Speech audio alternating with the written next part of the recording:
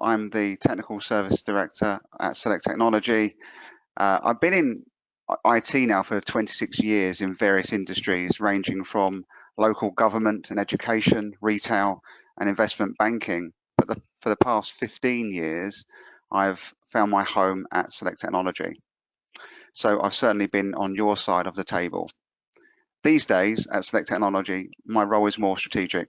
I oversee the CSI, security and managed services teams. What gets me up in the morning is knowing that as an MSP, we are helping businesses be more successful through technology, and we're creating something very special at Select.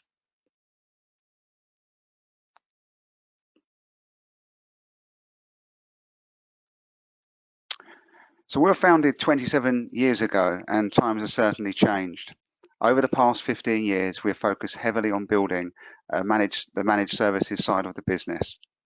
Our managed services are suitable to smaller businesses with no IT expertise, right through to complementing larger businesses with established IT teams.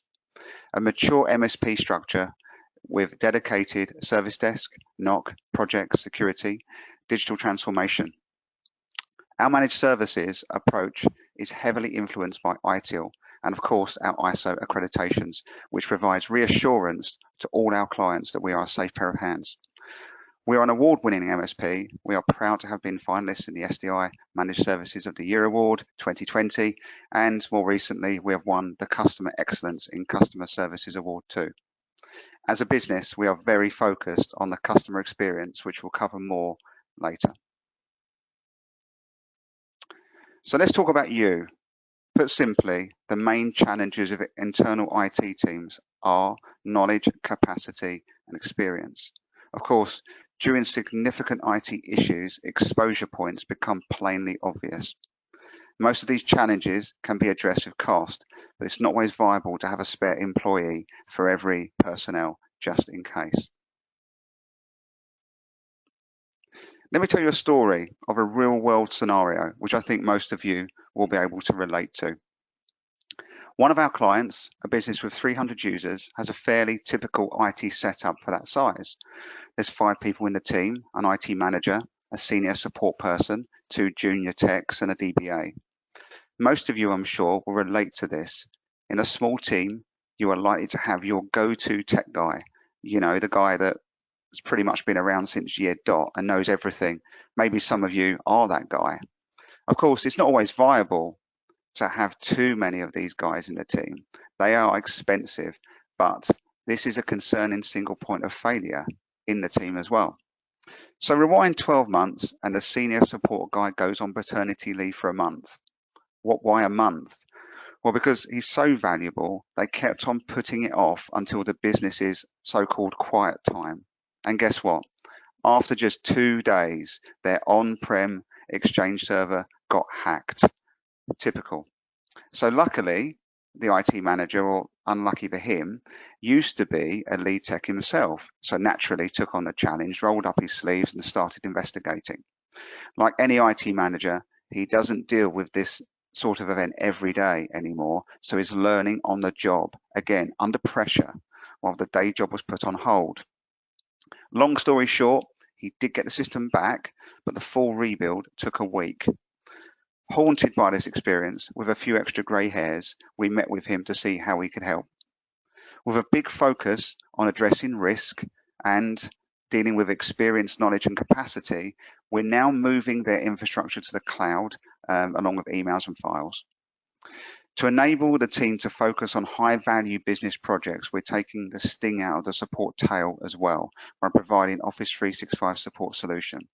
A win-win situation. The team gets to work on more interesting tasks without so many distractions. The business gets more value from the team's skills. And the business, of course, has mitigated some significant risk with the reassurance that we're here when they need us. So we've all been there. As a lead tech or an IT manager, we all appreciate the dread of when a major incident occurs at the worst possible time. With the whole company breathing down our necks, asking regularly, when will it be back? The anxiety, stress and pressure can be horrible. And when the buck stops with you, it can be a very lonely place indeed. Furthermore, when it's an issue you haven't come across before, winging it is not great for individual stress levels, but it's certainly not good for the business risk either. So how can an MSP help? In an IT bubble, in an IT team bubble, your troubleshooting skill is limited to the resources, knowledge, and experience of your team. With a single environment, the exposure to incidents is reduced, but inevitably, when a major incident does occur, this limitation will add increased pressure, prolonged downtime, while the team reinvent the wheel, which leads to further business risk. In contrast, through supporting hundreds of diverse environments, each with their differences and similarities, a good MSP will simply have more opportunity to experience a range of situations, effectively practicing, which deepens their knowledge base. This in turn benefits every IT team they work with quicker response times and resolution times. Imagine troubleshooting is like climbing the stairs to the top of a skyscraper. By contrast, accessing a larger pool of qualified IT professionals can be like taking a lift instead. MSPs often have been there, seen it, and got the t-shirt, and they can often accelerate the resolution, bypassing time-consuming troubleshooting steps, going straight to the fix. So collaboration. This slide, the previous slide, was all about reactive incidents, but it's much better, of course, to mitigate risk and manage the infrastructure proactively. When you partner with a good MSP, they will offer you an unlimited time agreement, unlike break, fix, block hour, where they benefit from your misfortune. With unlimited agreements, there is a vested interest to work hard with you to reduce the risk. After all, your risk is their risk. Effectively, they have skin in the game as well. This new dynamic drives a much more positive and proactive relationship. A good partnership is about outsourcing the right activities which make the most sense for the business. Good partnering can release the team from the frustrating daily distractions, enabling them to focus on higher value tasks while they make a difference. This is good for the business and good for the individuals too. After all, having a stronger purpose at work, making a difference, is gratifying. The reverse can be soul-destroying. Involve the team in these discussions and you might be surprised by what you find out. And remember, it's too late to ask the team at their leaving interview whether they were happy and fulfilled. Partnerships often fail because of a lack of commitment and poor communication. Like any relationship, you have to work at it to keep it healthy and aligned. Using shared tools, we have complete transparency with the teams we work with. We see ourselves as an extension of your IT team, from help desk software, support portals, and our strategic roadmaps. So when to use an MSP? And it really depends on your structure and your challenges. For a busy IT team, it makes sense to look at the pain points and the strength of the team members and what they enjoy doing and what is best for the business. For example, if your senior techs are busy rolling out PCs instead of helping with high-value projects, utilizing their business knowledge, it might make sense to look at outsourcing the low-level projects. Or perhaps the team do not have the skills to deliver a new project. On the flip side, if the team are too busy dealing with ad hoc support and don't have time to deliver on projects, perhaps some elements of support should be outsourced to enable the team to deal with these projects using their business knowledge. Some smaller teams do not have the seniority or business acumen to provide the CTO function. This too can be outsourced and very powerful with fresh eyes on the business. A good MSP will listen to your needs and be able to offer flexibility to ensure that the right services are put in place and the engagement works well for you. If possible, visit the MSP in person. You can often feel the atmosphere is positive and if it's a good company to work with. Ask to see the MSP's client feedback data, and particularly CSAT, which takes pulse surveys from every support ticket engagement. Do not use an MSP who are not collecting feedback. Good MSPs should be obsessed about customer experience. CSAT is a big part of this. As I mentioned earlier, a good partnership is when both parties have skin in the game. This creates a good basis for positive collaboration with a shared purpose. Take a look at the MSP's KPIs. A good MSP will be willing to share their performance with prospective clients. A good human first response should be under 30 minutes. Our target for business impacting user issues is just 15 minutes. Customer feedback crafts the service we deliver. Continual service improvement is at the heart of our business. We are fanatical about customer experience. We do not have a sales team. We have technical account managers. Our team's KPIs are not made up of sales targets and pipelines, but our customer happiness and success. We measure happiness and success through CSAT, NPS, which is Net Promoter Score, for those that are not aware of it, and of course, our roadmaps. Our CSAT feedback score is incredible and way above industry average. CSAT is where every support interaction is rated happy, neutral, and sad. Not only do we have an impressive CSAT over 12 months, but we do consistently achieve 100% positive feedback in a single month. Last time we did this was November and October, just past. Even more impressive is that our feedback return rate is over 25%. Of course, occasionally when we do get neutral or negative feedback, it gets put through our CSI program, Continual Service Improvement. This program is executively sponsored, and the feedback, ensuring feedback gets the attention it deserves to drive change through the business. Our dynamic roadmaps focus on 4 pillars to achieve client success: architecture, service, risk, and strategy. Data is gathered through managed service operations, alignment assessments, business goals with our clients. And this structured approach drives understanding and change within those client relationships.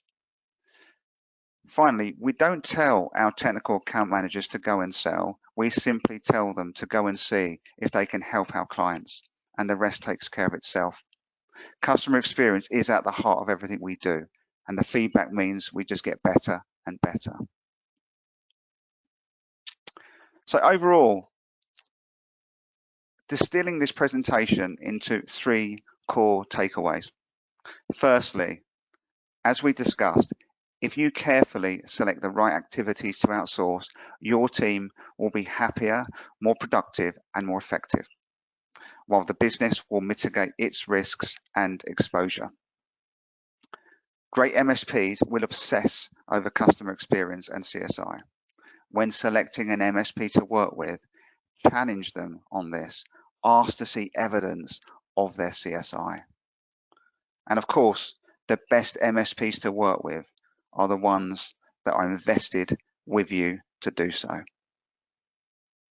Thank you very much. And I believe, Tessa, we probably have some time for questions, if there are any. Yeah, absolutely. Thank you very much, Simon. That was brilliant, really insightful there. And yeah, I do have a couple of questions actually that have come through. And I think the first question really is around the key to those successful partnerships. So you talked about a successful partnership being based obviously around kind of collaboration and communication to make sure that that partnership is absolute success. Kind of how does that work in practice? What does that look like for you guys in a kind of real live example? How does that communication collaboration manifest? Yeah, that's a great question. So I did allude to some of those tools that we have. The biggest challenge, I think, what we've seen when we've onboarded customers where the communication and the partnership hasn't been strong is really that gap between expectations and communication. So when the systems are disjointed, often the cracks in between those systems is where the failures are going to happen. So it's really important that the IT teams understand how hard the MSP is working for them and what they're doing, when they're doing it, so they've got complete transparency. Equally, to really align the health of that relationship, I think it's really important that technical account managers are really invested to work heavily with those IT teams. So just managing that relationship, making sure it's on track. So there's kind of two sides to that. Day-to-day operations, completely transparent, shared knowledge bases, shared expectations, everyone working together really well. And of course, technical account managers there with their real good technical understanding. You know, these are not sales guys, these are technical guys invested to make that relationship work. Fabulous, thank you. And there was just another question that's come through online, so I'm just going to pull that question up. So a question here says, what activities would expect to take on initially as an MSP? So I suppose when you start an engagement with a customer, what activities would you, I suppose, expect to take on initially as part of that first engagement maybe? Absolutely. Again, it does depend on the size of the organisation and what elements that they want to engage on. I mean, as an example, onboarding is obviously extremely important to make sure that the expectations are right, the communication has gone out through the business. If it's user-facing activities that the MSP will be working on, then it's setting those expectations early and making sure that engagement plan is in place. Example of typical activities could be as simple as password resets. So it might be that the organization just needs assurance that the users get a quick response on something as basic as enabling them to work when they just can't even access their machine. Or it might be new user onboarding. So we'd work with the internal IT teams on their new user onboarding process, or perhaps their leaver process. Repeatable requests are often quite a good activity to take on initially. Okay, lovely. And I think just probably one last question, just around knowledge. So at the beginning of your presentation, you talked about kind of knowledge transfer and skills. In terms of transferring knowledge from the client to your team to understand the customer's business, how does that work and what does that look like? Absolutely. So there's a big part, an emphasis on knowledge base as part of onboarding. So we'll spend considerable time working with the IT team, absorbing as much knowledge as possible and putting that into a shared documentation solution. So quite often, depending on the IT team, there'll be different levels of knowledge-based maturity. We will obviously assess that, and we'll take the repeatable, perhaps standard operating procedures that we find. We'll put that into a knowledge base. We'll also work with the IT team on common areas of where we see the gaps, so that when the service does go live, we're not left sort of reinventing the wheel at the worst possible time. So sometimes it's a journey to get to the right level with a knowledge base. But the big part of this is that it's never finished, because IT, as we know, is just changing all the time. So the idea of shared documentation is that we're working on that documentation all the time, so is the client, and then we all reap those benefits. Fabulous. And then I think you talked about, didn't you, in your presentation, about how the internal IT teams kind of become more knowledgeable, get upskilled from the services that you guys offer. So there's obviously a kind of learning and development opportunity as well for internal teams, I would imagine. Yeah, there absolutely is. So let's take a typical scenario, perhaps where where the third line senior techs is light inside the client team, and perhaps they have a team of very good on the first line, but perhaps the third line is where the exposure point is.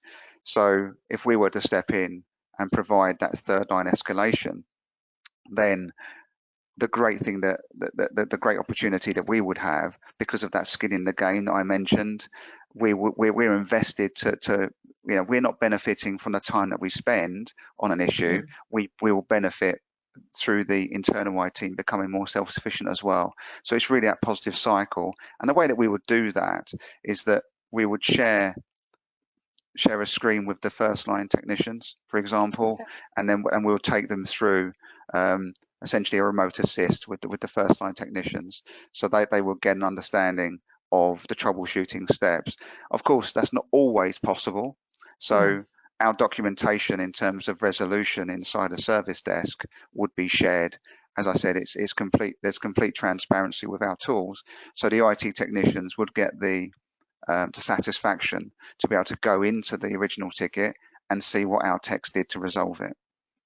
Fabulous. Okay, brilliant. Well, I think that was the last of the questions for today, Simon. So thank you very much for that presentation. Thank you for taking all those questions, and thanks for joining us today. And have a brilliant day. Enjoy the rest of your day.